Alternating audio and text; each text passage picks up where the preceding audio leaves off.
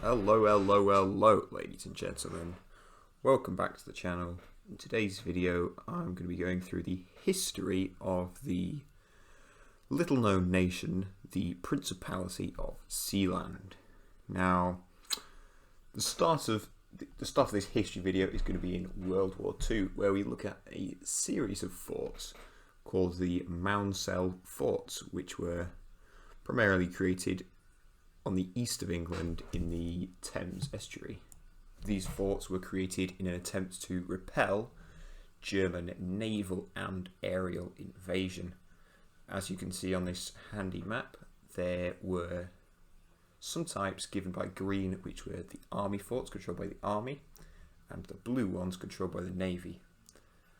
Now, this picture here is showing the army fort, but that is not what we're going to be interested in primarily in this video.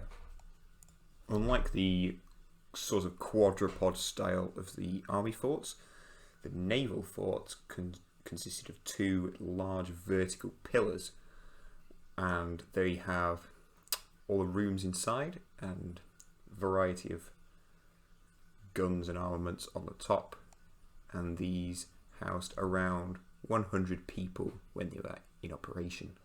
Now, if we refer back to this handy map, you'll see there is a sort of grey line given at a certain distance away from the coast.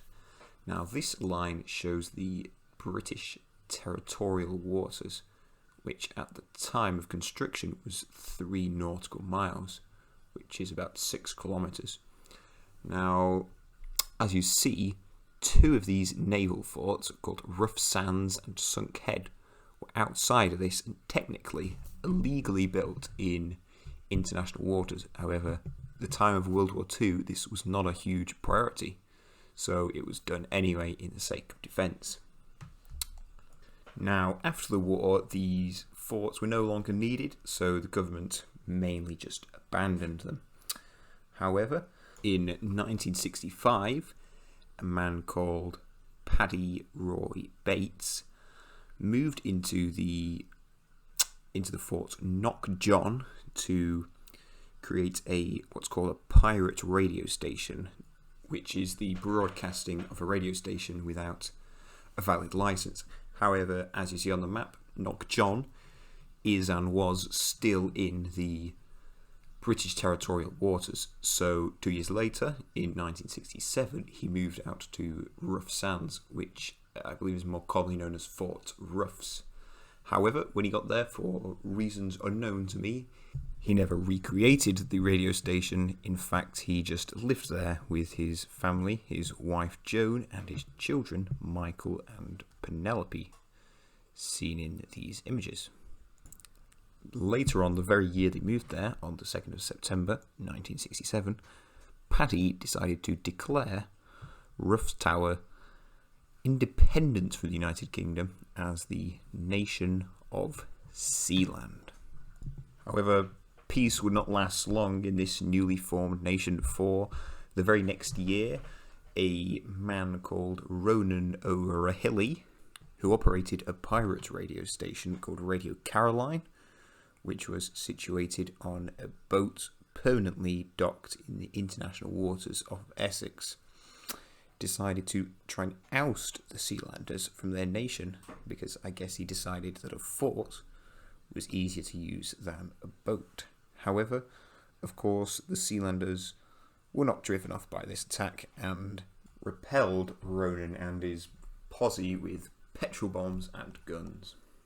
After this incident, the British Royal Navy sent out a ship to go and see what was happening at Sealand.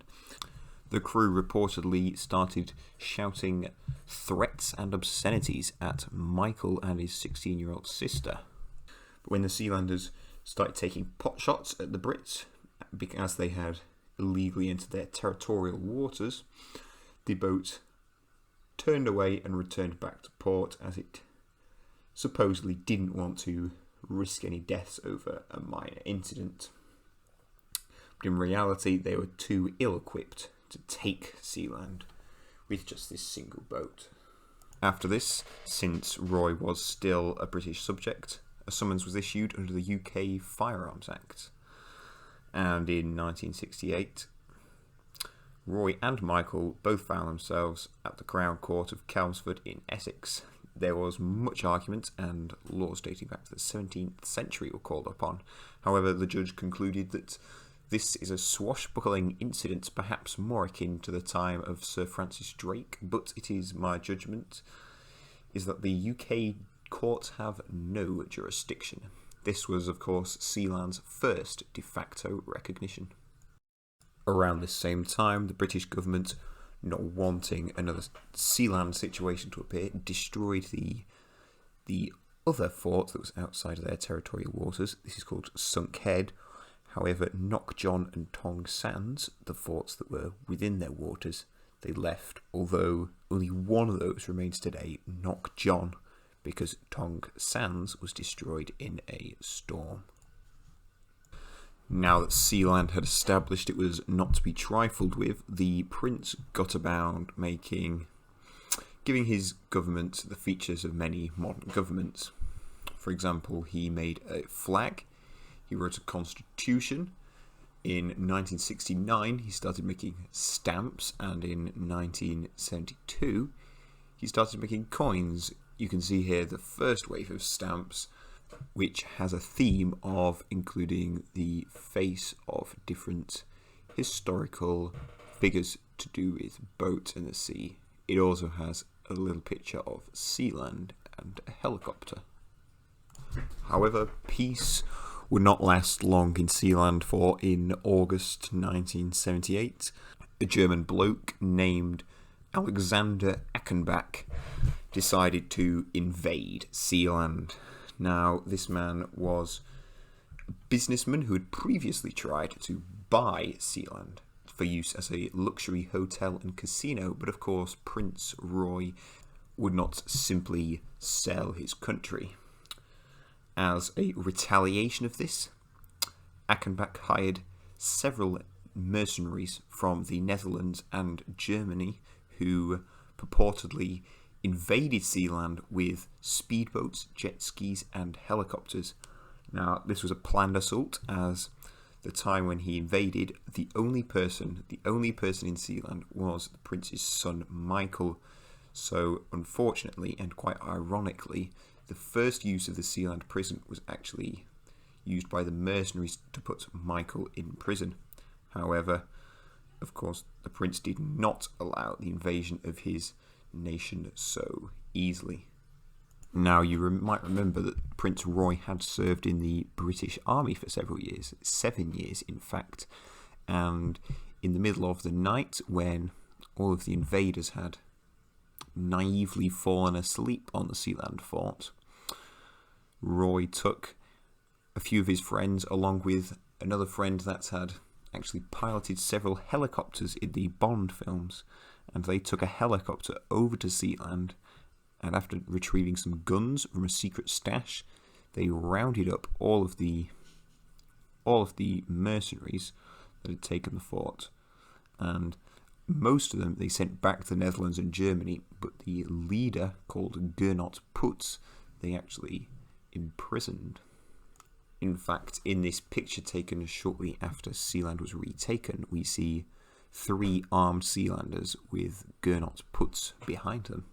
The reason for this is that although the mercenaries were simply just mercenaries, Putz and Achenbach were both in fact holders of Sealand passports and had in fact had a history of working with Sealand, so they were considered traitors. Now, although Achenbach had not actually come in person to the invasion, Putz had, and was subsequently held hostage to the German government for the ransom of 75,000 Deutsche Marks, which was around £20,000. Now, during this time, he was apparently forced to clean the fort and serve coffee. Now, the Germans did not particularly like this, so they actually sent a German diplomat to the Sealand, and after 6 weeks of Putz's imprisonment, he was finally released. However, of course, by Germany sending a diplomat, this clearly is another case of de facto recognition for the existence of the Principality of Sealand, although unfortunately no UN member officially recognises Sealand to this day. Now, after they were freed, Putz and Achenbach created what they called the Sealand Government in Exile, which apparently still exists to this day, but of course that's complete hogwash. They have nothing really to do with Sealand. Now, you may remember, if you look at this map, the territorial water of the UK was 3 nautical miles given by the dotted line here. However, in 1982, the UN passed a convention to allow countries to extend this to 12 nautical miles. Now, a few years later, in 1987, the UK did just that. Now, that is given by this bold line. Now, as you see, that means that Sealand is now would be within the British territorial waters if Sealand did not, of course, have its own territorial waters.